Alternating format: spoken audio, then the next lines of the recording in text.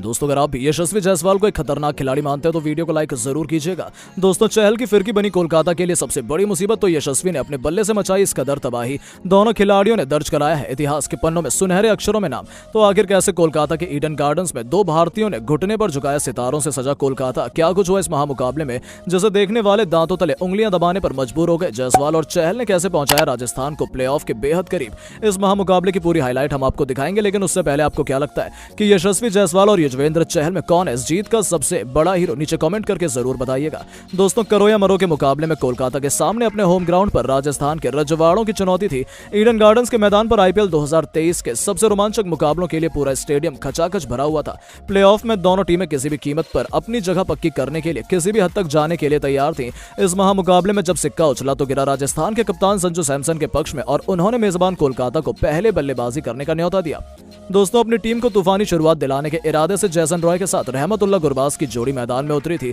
इन दोनों पर राजस्थान के परखच्चे उड़ाने की जिम्मेदारी थी, लेकिन राजस्थान तो कुछ और ही सोच कर आई थी। ट्रेंट बोल्ट एक बार फिर कोलकाता पर कहर बनकर टूट पड़े। इस गेंदबाज ने जैसन रॉय को अपने जाल में फंसाकर कोलकाता को 440 वोल्ट का झटका दिया। जहां टॉप नॉच फॉर्म में चल रहे जैसन रॉय केवल 8 गेंदों पर 10 रन बनाकर पवेलियन की शोभा बढ़ाने लौट गए। यह राजस्थान के लिए बहुत बड़ी सफलता थी। उनके आउट होने के बाद अब मैदान में आ चुके थे कोलकाता के लिए सबसे शानदार प्रदर्शन करने वाले वेंकटेश अय्यर। दूसरे छोर पर खड़े गुरबाज तो सिर पर कफन बांधकर उतरे थे।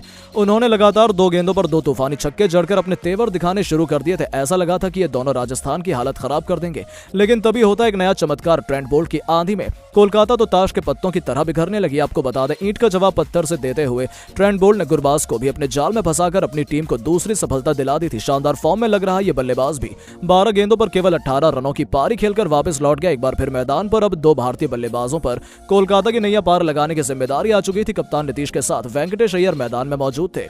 कोलकाता की बिखरती हुई पारी को इन दोनों ने संभल कर आगे बढ़ाना शुरू किया। 6 ओवरों के पावर प्ले में कोलकाता केवल 37 रनों तक पहुंच पाई थी। फिर कुछ ऐसा हुआ जिसने कोलकाता को ऐसा करारे जख्म दिए जिन्हें भर पाना उनके लिए आगामी कई सालों तक संभव नहीं हो पाएगा। जी हां दोस्तों, युजवेंद्र चहल की फिरकी उनके लिए काल का दूसरा नाम बन गई। जहां चहल ने आते ही कोलकाता के सितारों से सजे बल्लेबाजी क्रम को पूरी तरह से तहस नहस कर दिया। पहले उनके जाल में फंसे नीतीश, जो 10 गेंदों पर 22 रन बनाकर चलते बने। उनके आउट होने के बाद आंद्रे रसेल को भी केशव आसिफ ने केवल 10 के निजी स्कोर पर चलता कर कोलकाता को सबसे बड़ा झटका दिया। हालांकि एक छोर पर वेंकटेश और वॉरियर की तरह तूफानी बल्लेबाजी कर रहे थे, लेकिन देखते ही देखते इस बल्लेबाज ने केवल 39 गेंदों पर अपना अर्धशतक पूरा कर दिया था। दूसरी तरफ से विकेट गिर रहे थे, लेकिन उन पर इसका कोई असर नहीं हो रहा था। हालांकि गिरते विकेटों के दौर में ये बल्लेबाज भी युजवेंद्र चहल की फिरकी को तोड़कर नहीं निकल पाया। बड़ा शॉट खेलने के प्रयास में वो भी ट्रेंट बोल्ट को अपना आसान सा कैच थमाकर लौट गए। आउट होने से पहले उन्होंने केवल 42 गेंदों पर 2 चौके और 6 छक्कों की बदौलत 57 रन ठोक दिए थे। उनके आउट होने के बाद तो कोलकाता का कोई भी बल्लेबाज कुछ भी नहीं कर पाया। जी हां दोस्तों, युजवेंद्र चहल ने रिंकू सिंह को केवल 18 गेंदों पर 16 रन बनाने दिए, तो फिर शार्दुल को भी केवल 1 रन के निजी स्कोर पर चलता किया।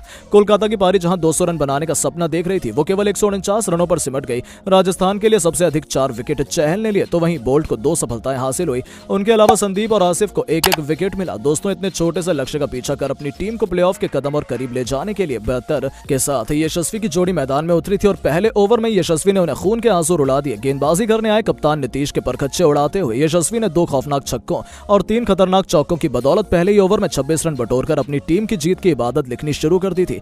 हालांकि दूसरे छोर से जॉस बटलर गलती कर बैठे। सिंगल चुराने के प्रयास में वो आंद्रे रसेल की खतरनाक थ्रो का शिकार होकर पवेलियन लौट गए और यशस्वी की तूफानी शुरुआत पर पानी फिरता नजर आया। बटलर तो अपने खाता भी नहीं खोल पाए। पर दोस्तों, यशस्वी जायसवाल तो खुद यमराज बनकर ईडन गार्डन्स के मैदान पर उतरे, जहां उन्होंने पहले ही ओवर में चौके छक्कों की झड़ी लगाते हुए 26 रन बटोर लिए थे। तो देखते देखते बाउंड्री की बरसात करते हुए इस खिलाड़ी ने केवल 13 गेंदों पर आईपीएल इतिहास का सबसे तेज अर्धशतक पूरा कर नया इतिहास रच दिया, जिस पर पूरा स्टेडियम उनके लिए तालियां बजा रहा था। और 3 ओवर में पहली राजस्थान अर्धशतक के आंकड़े के पार पहुंच चुकी थी। यह खिलाड़ी रुकने का नाम नहीं ले रहा था और 5 ओवरों में ही उन्होंने अपनी टीम को 68 रनों तक पहुंचा दिया था। जिस तरीके से उन्होंने अपनी टीम को शुरुआत दिलाई थी, वहां से अब राजस्थान का हारना अपनी टीम को बहुत मुश्किल नामुमकिन सा हो गया था और राजस्थान ने इस मुकाबले में कोलकाता को धूल चटाकर प्लेऑफ में एक मजबूत कदम बढ़ाया है। लेकिन आपको क्या लगता है कि राजस्थान के आईपीएल 2023 की चैंपियन बनने की दावेदार है? नीचे कमेंट करके जरूर बताएं और ऐसी शानदार खबरों के लिए चैनल को सब्सक्राइब जरूर करें। धन्यवाद।